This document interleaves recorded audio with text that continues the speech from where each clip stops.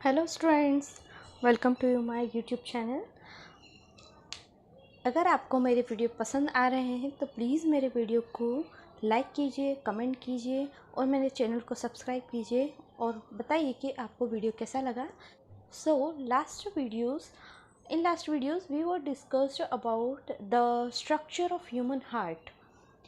Now आज हम बात करेंगे वर्किंग ऑफ ह्यूमन हार्ट की कि जो हार्ट होता है वो कैसे फंक्शन करता है। वर्किंग ऑफ ह्यूमन हार्ट में तो हार्ट जो होता है सबसे पहले बता दें कि collects deoxygenated blood and distribute the oxygenated blood in whole body या पूरा जो सिस्टम होता है उसमें वो सर्कुलेट करने का, ऑक्सीजनेटेड ब्लड को सर्कुलेट करने का काम करता है। तो ब्लड जो होता है, हार्ट जो होता है वो अप्रॉक्स 7 लीटर ब्लड जो होता है उसको डेली पंप करने का काम करेगा। अब ये जो पंपिंग की जो मैकेनिज़म्स होती है, हार्ट की जो मैकेनिज़म्स होती है वो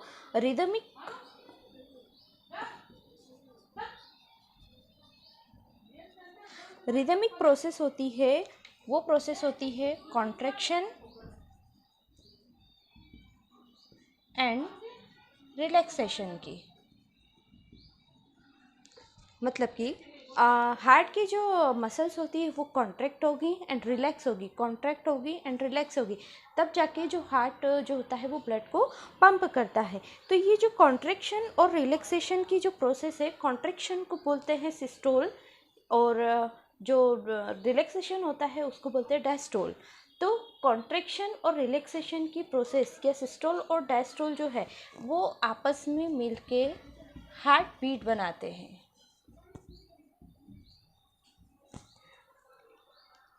या ये बोल सकते हैं कि एक्शन ऑफ हार्ट बीट या हार्ट बीट जो है या हार्ट बीट का जनरेट होना जो है वो कहलाता है cardiac cycle.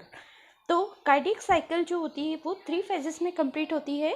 First is auricle systole, second is auricle diastole and third is ventricle systole.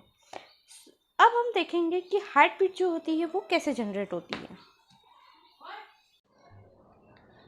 Now we discuss about heartbeat.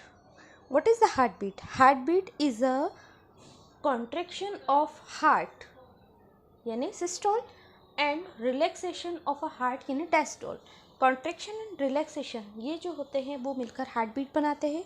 ये मस्कुलर कॉन्ट्रैक्शन और रिलैक्सेशन होता है जो कि वेव्स और इम्पल्स जो होती है उसके कारण होता है। अब जो हार्ट बीट होती है यानी 1 मिनट में जो हार्ट बीट होती है वो कितनी होती है?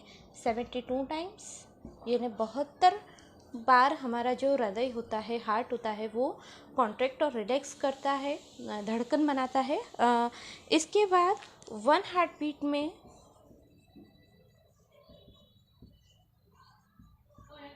70 ml ब्लड को पंप करता है। ये जो वॉल्यूम है यहाँ पर मिनट जो इसने हार्ट ने पंप किया है ये वॉल्यूम कहलाता है स्ट्रोक वॉल्यूम। यानी एक बार में जो हार्ट होता है वो 70 ml ब्लड को पंप करता है पूरी बॉडी में। तो ये वॉल्यूम हो गया स्ट्रोक वॉल्यूम 70 ml और 1 मिनट में हमारी जो हार्ट बीट हो गई वो हो गई 72 टाइम्स। यानी 72 टाइम्स जब हार्ट बीट होगी तब जाके वो 70 ml ब्लड को पंप करेगा। सो यहाँ पर देखें, अगर कार्डियक आउटपुट निकालें हम इन चीज़ों का, यहाँ पर हमने कार्डियक आउटपुट निकालते हैं। कार्डियक आउटपुट जो होता है वो 1 मिनट के लिए निकलता है। कार्डियक आउटपुट में जो हार्ट रेट होती है, हार्ट रेट यानी 1 मिनट में जो हार्ट होता है वो कितनी बार हार्ट बीट उसकी जनरेट होगी? 72 टाइम्स। तो this is a heart rate. And stroke volume था कि एक बार में जो होता है वो 70 ml ब्लड को पंप करता है। तो 72 इंटू 70 हार्ट रेट को स्ट्रोक वॉल्यूम से मल्टीप्लाई करेंगे तो इसका जो रेशो होगा वो 5040 होगा। तो 1 मिनट में जो हार्ट होता है वो 5040 जो होता है ब्लड को पंप करने का काम करता है। This is a cardiac output.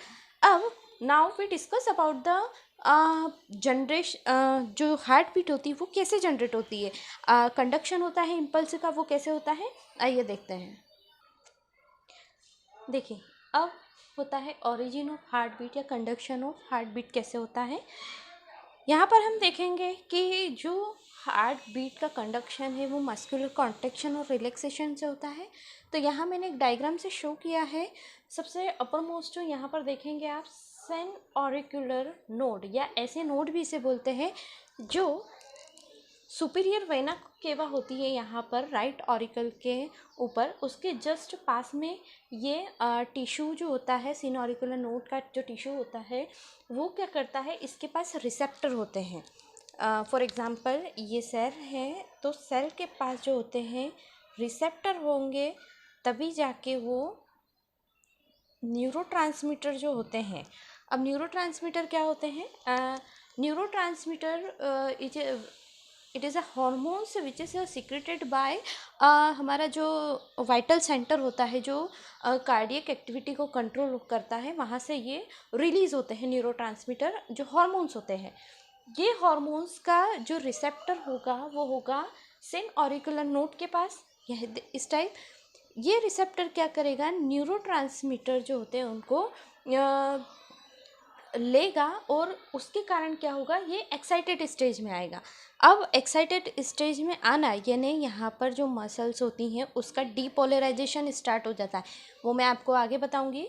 Depolarisation होने के कारण जो होगा, मसल जो होगी यहाँ से एक्साइटेशन हुआ, और एक्साइटेशन होने के कारण जो ये ऑरिकल है, ये दोनों ऑरिकल का क्या हुआ, कॉन्ट्रैक्शन स्टार्ट हुआ।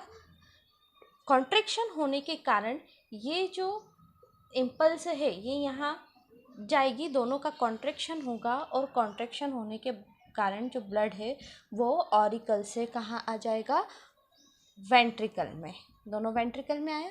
देन इसके बाद ये जो कॉन्ट्रैक्शन, जो इम्पल्स जो इसने यहाँ से आए हैं, ये इम्पल्स यहाँ पर ये नोड लेगा। अब ये नोड क्या है, ऑरिकुलो वेंट्रिकुलर नोड, जो कि इंटरवेंट्रिकुलर सेप्टम जो होता है वहाँ पर प्रेजेंट होता है। तो ये जो स्टिमुलाई है ये किसने ले ली, ऑरिकुलो वेंट्रिकुलर नोड ने ले ली। अब क्या होगा यहाँ पर, अब इसका एक्साइटेशन होगा। ये ऑरिकुलो वेंट्रिकुलर नोड जो है वो 2 ब्रांचेस में डिवाइड होता है आगे जाके, जिसे बंडल ऑफ हिस कहते हैं। और ये बंडल ऑफ हिस जो है वो फाइन ब्रांचेस में डिवाइड होके दोनों side, right auricle left ventricle और राइट वेंट्रिकल में जो जाके आगे ये दोनों ब्रांचेस डिवाइड हो जाती हैं। तो ये जो यहाँ से एक्साइटेशन हुआ है ये आएगा और एवी नोड पर। एवी नोड से एक्साइटेशन जो है वो हिस बंडल से होते हुए कहाँ पर पहुँच जाएगा, पुर्किंजे फाइबर पर। तो यहाँ पर जब एक्साइटेशन आता है तब प्रोसेस थोड़ी स्लो हो जाती है।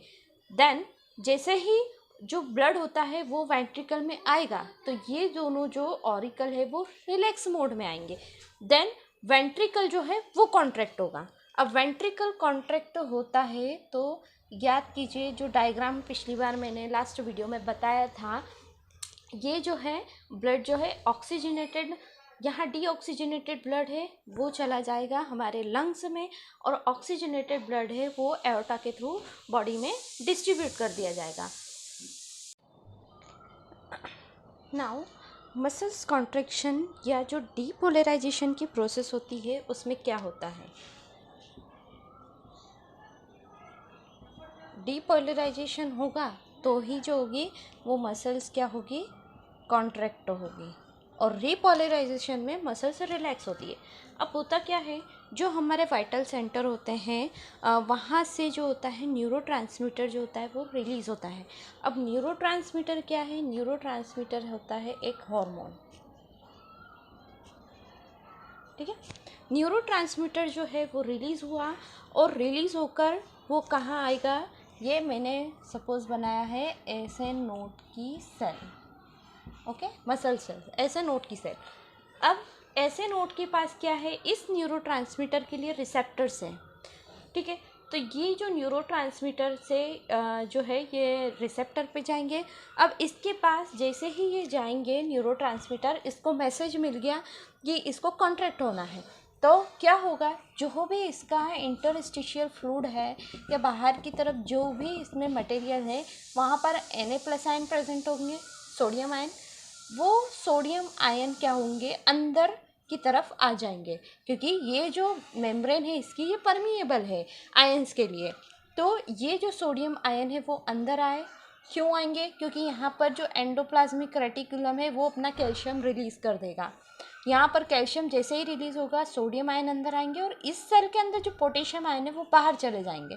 तो सोडियम आयन्स का entry of sodium ion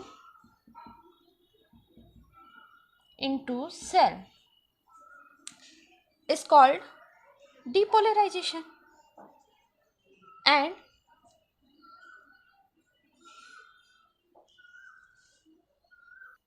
exit of potassium ion out of cell, ये प्रोसेस हम बोल सकते हैं, ये प्रोसेस होती है डीपोलराइजेशन की प्रोसेस। देन इसके बाद क्या होगा, जब रीपोलराइजेशन होगा तो अगेन जो सोडियम आयन अंदर एंटर हुए थे वो सोडियम आयन जो है वापस बाहर चले जाएंगे, पोटेशियम आयन अंदर आएगा और कैल्शियम वापस से स्टोर हो जाएगा। तो ये प्रोसेस जो होती है वो कंडक्शन होता है हार्ट बीट का, कैसे होता है ये हमने बताया। और जो सिग्नल्स होते हैं वो कैसे यहाँ पर जो ऐसे नोट का सिग्नल्स होता है वो कैसे कैरी होता है, और डीपोलराइजेशन रीपोलराइजेशन जब तक नहीं होगा तब तक हार्ट बीट जो है वो नहीं बनेगी, हमारा जो हार्ट जो है वो पंप नहीं करेगा, मसल्स का कॉन्ट्रैक्शन और रिलैक्सेशन नहीं होगा। तो आज हमने पढ़ा internal structure of human heart में कि जो हार्ट बीट होती है वो कैसे जनरेट होती है, उसका कंडक्शन कैसे होता है, ओरिजिन कैसे होती है हार्ट बीट की, ऐसे एवी नोड हमने पढ़ा, और रीपोलराइजेशन एंड डीपोलराइजेशन पढ़ा।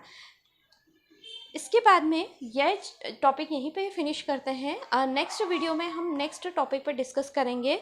तब तक के लिए थैंक यू वेरी मच, और प्लीज़ मेरे चैनल को, मेरे वीडियो को सब्सक्राइब कीजिए, लाइक कीजिए, शेयर कीजिए एंड कमेंट कीजिए कि वीडियो कैसा लगा। ओके।